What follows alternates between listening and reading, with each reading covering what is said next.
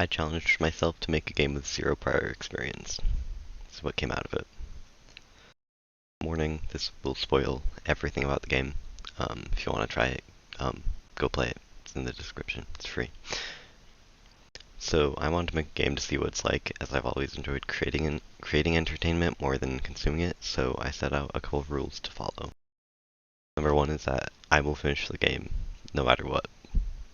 Number two is I will use minimal help, and I'll stumble my way through figuring everything out myself first.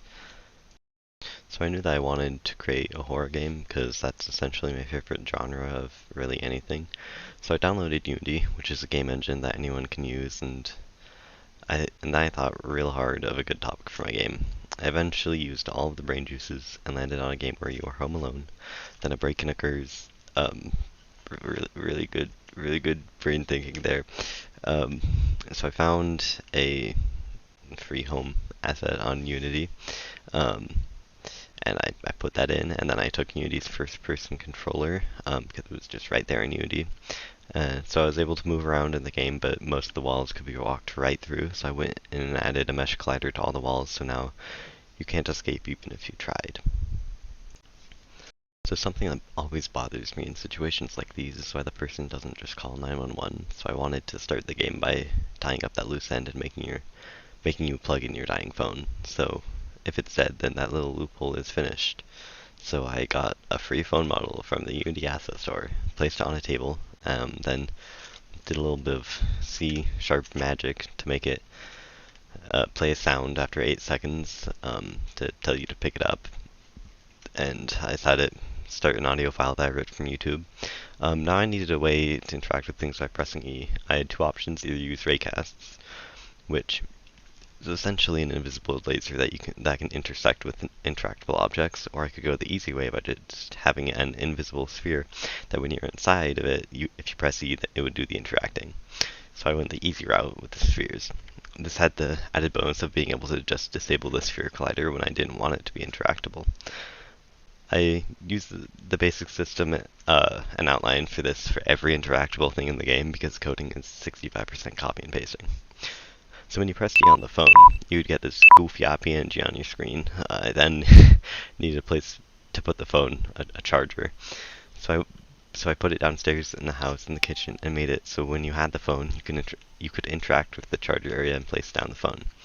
This is where the spooky began. After a few seconds, the light will go out, and then nothing. Nothing will happen. Nothing that is until you walk into an invisible trigger at the top of the stairs, which would set off this sequence.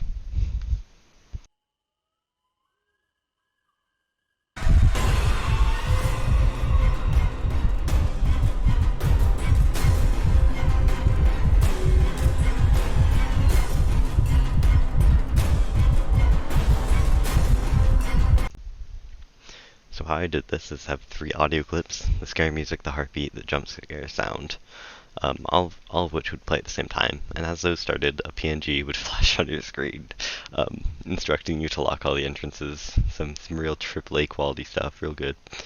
Now the locks and the lock system is probably the part I'm most proud of, as I didn't Google it all while making it. At the beginning of the project, whenever I saved my code, I would get errors in Unity, because I had never used C# before. Now that I was getting the hang of it, I was only getting errors like 15% of the time, and I pretty much always knew how to fix them without Googling, which was quite cool to me, as I really hadn't used C# before starting. I really went off my own intuition. Anyways, the locks worked by having one main invisible game object, which was the lock system, which would keep count of how many locks were locked. And after a countdown, if you didn't lock all of them, then it would send you to a simple end screen that looked like this.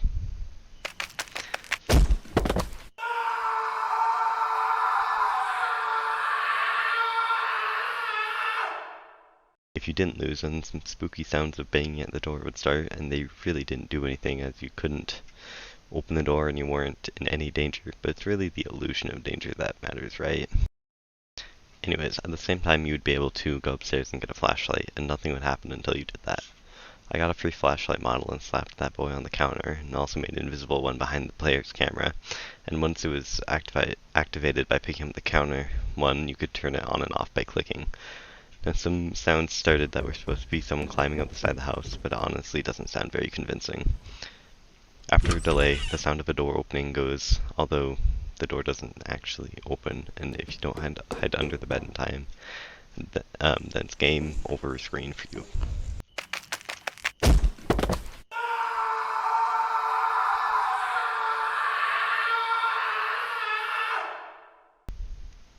And if you did get to the bed in time, it would disable the player camera and enable one pre-placed under the bed.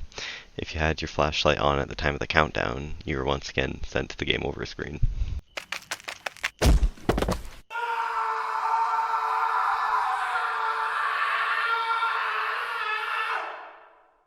It was at this point that my drive and motivation really started to dry up, so I just wanted to end the game. So I did just that with a quick and dirty fix of an escape sequence.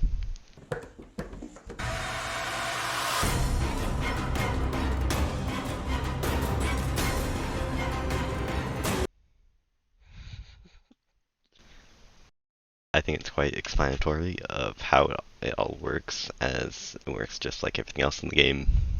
Delays, audio, interactable sphere, maybe a little visuals or text. Here are my regrets of making this game. I didn't use enough prefabs. In Unity, prefabs are a way to make a game object and have it be able to spawn in whenever you want. For almost everything, I would set it to disable on start instead of just initializing it as a prefab when it was needed. The way that I did it was really dumb, and I think it was brought about by just thinking in terms of code and not realizing that there are non-code ways to get it done better. I think I should have written everything out before making it, as I was just winging it as I went along, and I don't think it turned out very scary because of it. Like, I would make something, and then think of what the next part would be instead of having a sequence planned out, which was what I should have done. I didn't even attempt at polishing the game and making it look good, because I knew that no matter what, it wouldn't be very good in the end, so... But I think that's fine for such a stupid project like this. The game isn't very long, especially for the file size. If you have anything I think I should have done differently, tell me in the comments. In conclusion, I like game development, although it takes forever, it's super slow. I can make a decent looking website in like under an hour, but making a functional or good looking game takes figuratively years. I would want to make another game in the future, though, if I had a good idea. So if you have a good idea, go drop it in the comments. I would want to try messing around with multiplayer in the future. Maybe, I don't know, we'll see. Anyways, have a good day, and don't get any paper cuts.